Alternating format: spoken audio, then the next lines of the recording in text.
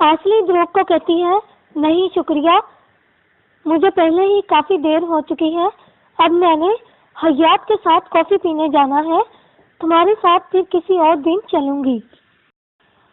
ध्रुव उसको कहता है, नहीं ऐसा नहीं हो सकता, क्योंकि ये बहुत सीरियस जगह है और हयात इस वक्त काम कर रही होगी।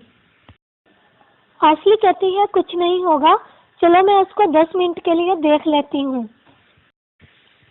ध्रुव उसको कहता है, नहीं ये मुमकिन नहीं है, तुम सिर्फ उसको दरवाजे से ही हेलो बोल सकती हो। तो आसली को ये बात सुनकर काफी गुस्सा आता है और वो कहती है, क्या यहाँ पत्थर है?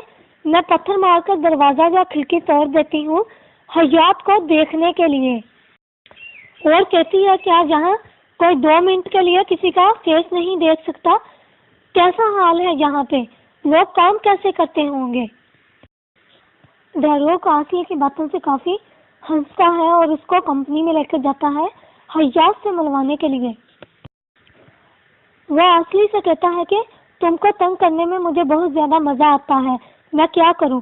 आसली कहती है, तुमको इतना खुश देखकर तो मुझे लगता है तुम मुझे जितना मर्जी तंग कर लो। वह आसली को बताता है कि कंपनी में उसका आज आखिरी दिन है, क्योंकि वह मलेशिया जा रहा है, नया स्टोर ओपन हुआ है।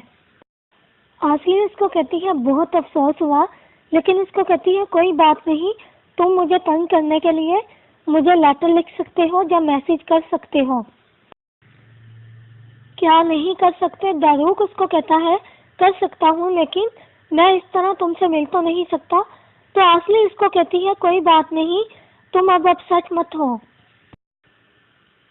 वो आसली से कहता है, सच में मुझे अपने बच्चों की बहुत ज्यादा फिक्र हो रही है कि वो मेरे बगैर अकेले कैसे रहेंगे।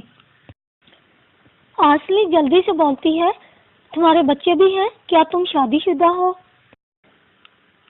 ध्रुव कहता है, नहीं अब नहीं हूँ, क्योंकि तीसरे बच्चे पर मैंने उसे तलाक दे दी थी।